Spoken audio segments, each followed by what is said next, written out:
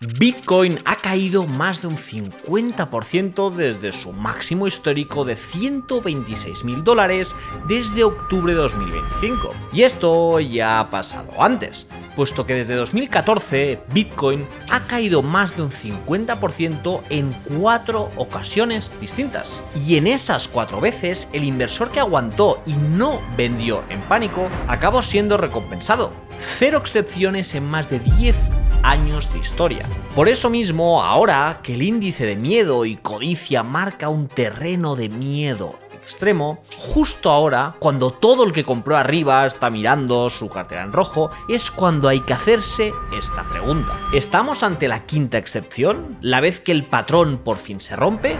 ¿O es, otra vez, la última oportunidad que tenemos para comprar Bitcoin a estos precios, sabiendo que la próxima vez que caiga, por la teoría de los ciclos caerá, pero no tanto? Si me preguntáis a mí, yo tengo una opinión muy clara sobre este tema, y te la voy a defender con datos a lo largo de todo este vídeo en el cual vamos a ver por qué Bitcoin está tan bajo, qué debería pasar para que Bitcoin subiera y qué escenario tendremos en los próximos meses de forma más probable. Así que si tú también estás viendo la cotización de Bitcoin asustado por si esta vez es diferente y Bitcoin podría irse a cero, este vídeo te interesa. Así que dicho esto, empecemos con el vídeo.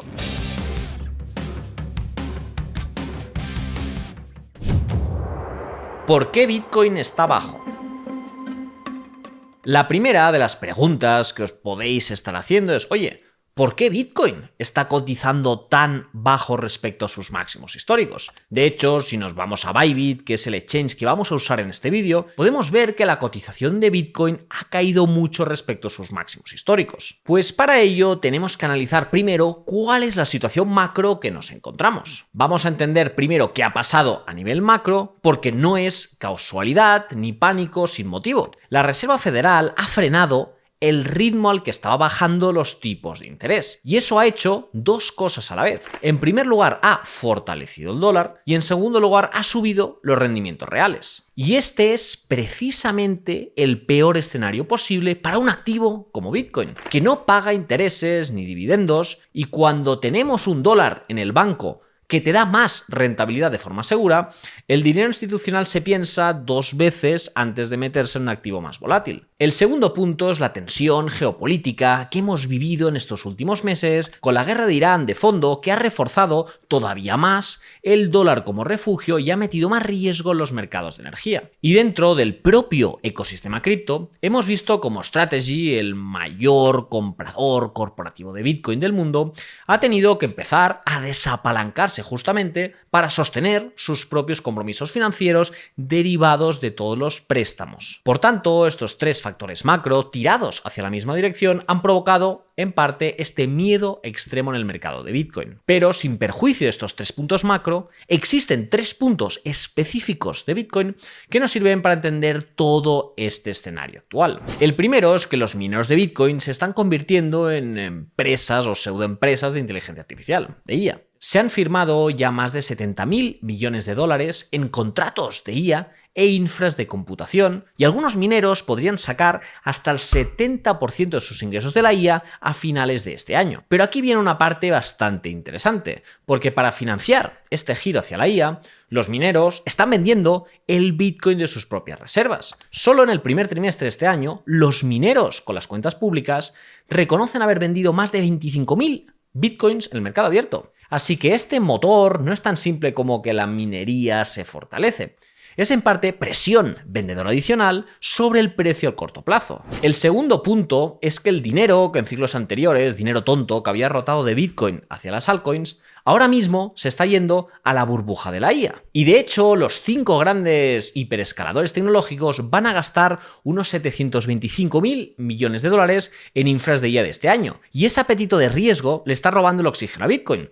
Porque si yo no he invertido en mi vida y antes invertía en la siguiente altcoin que lo iba a petar, ahora puedo invertir en Nvidia, puedo invertir en Alphabet o puedo invertir en chips. Y todo esto es un nuevo ruido que antes no existía en el mercado y esto, cotizaciones o la IPO de SpaceX lo justifican bastante. De ahí que los ETFs de Bitcoin al contado han llegado a perder más de 1.400 millones de dólares en una sola semana. 1.400 millones, es decir, es una de las peores lecturas semanales registradas, mientras ese mismo capital se dirige a Nvidia y al resto de la narrativa de la IA. Por lo tanto, no es que Bitcoin haya perdido su tesis de fondo, es que ahora mismo compite por el mismo presupuesto de riesgo que tiene la IA y de momento, con la burbuja que está yendo en la IA, está perdiendo la batalla. Pero esto no es una fuga hacia el efectivo como en crisis anteriores, es decir, es dinero que sigue en el mundo del riesgo, solo que ese apetito por el riesgo ha pasado de Bitcoin a la IA. Y esto, si le sacamos una primera lectura, no es que se esté acabando el ciclo de Bitcoin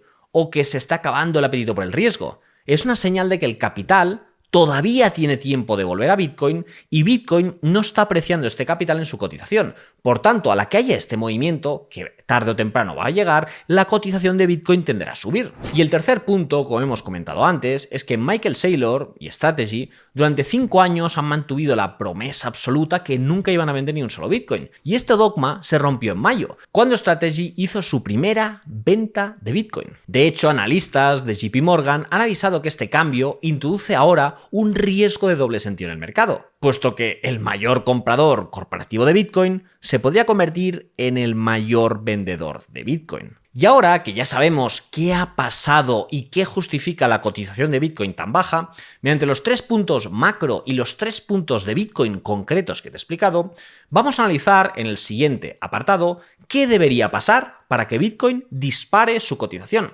Pero antes, recuerda que si quieres estar mucho más al día de todo lo que te cuento en este canal, tienes enlace en el grupo privado de Telegram en la descripción. Y dicho esto, pasemos al siguiente punto.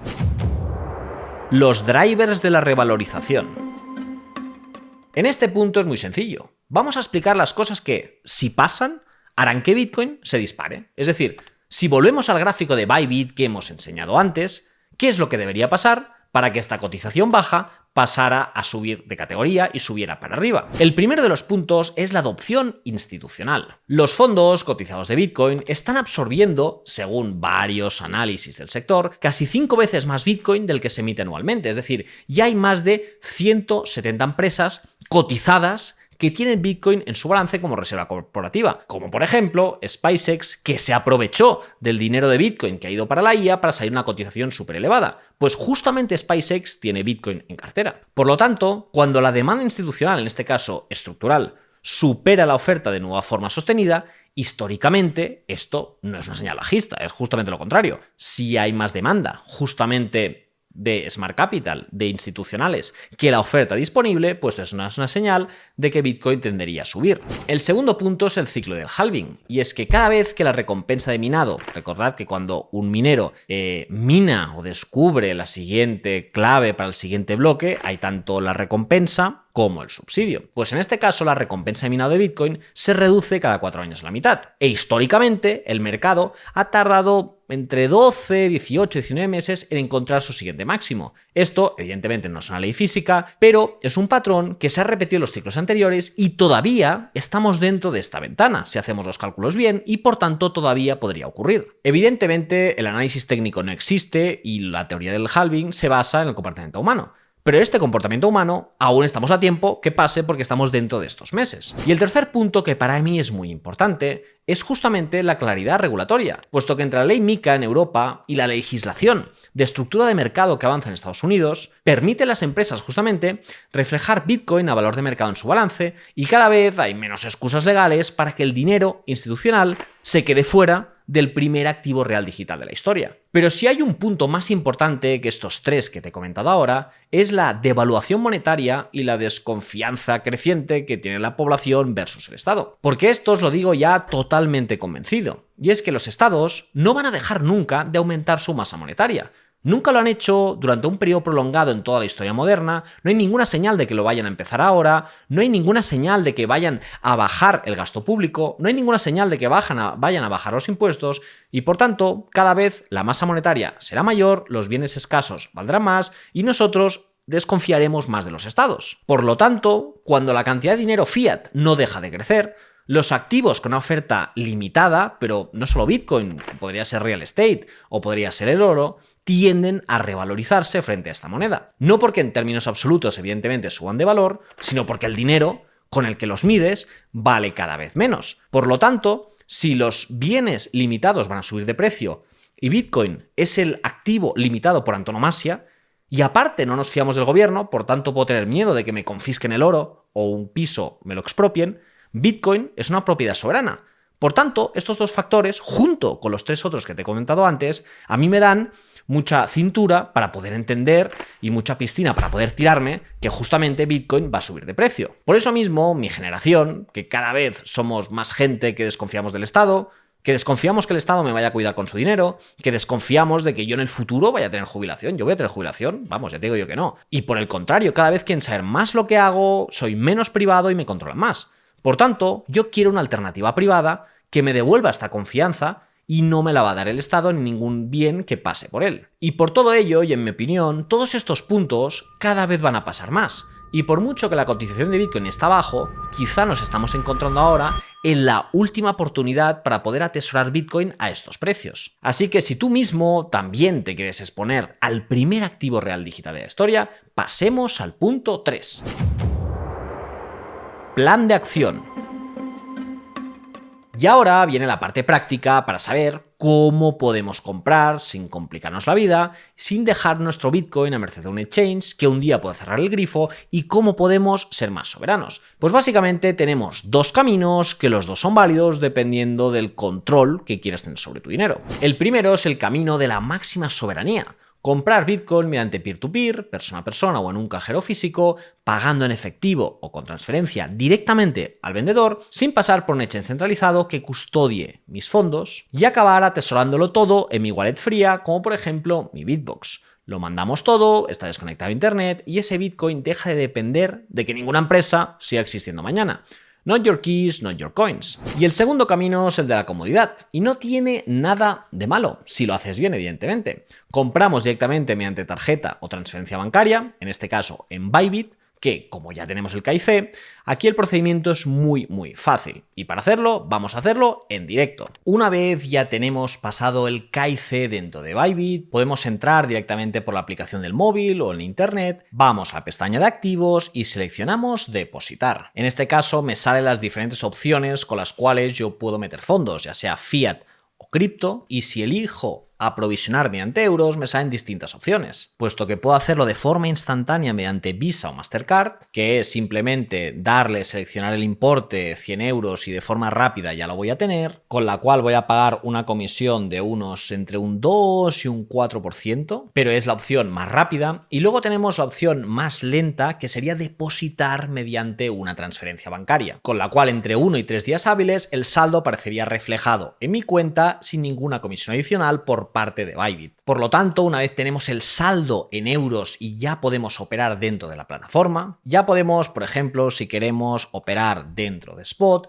poner una orden de compra concreta en el mercado en vez de hacer la compra instantánea, lo cual nos será más barato.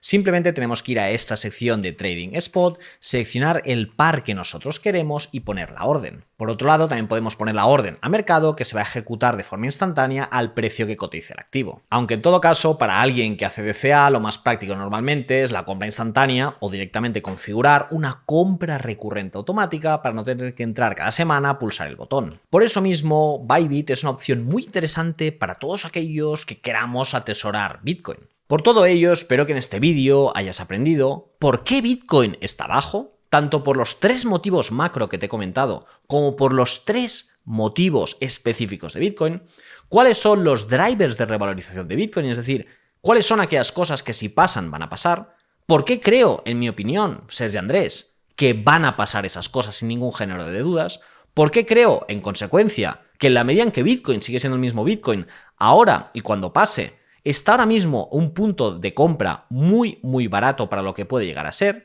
y cuáles son, en la medida en que yo quiero atesorar este activo real digital, las 2 maneras con las cuales yo lo puedo hacer. Y si no tienes o tienes dudas sobre esto que te estoy contando, y tienes dudas sobre la cantidad de Bitcoin que deberías tener en función de tu estructura patrimonial, o al revés, ¿qué tipo de estructura patrimonial deberías tener en función del Bitcoin que tienes? Pues te voy a dejar un vídeo específico para que entiendas qué tipo de setup deberías tener. Y dicho esto, nos vemos al siguiente vídeo. ¡Hasta ahora!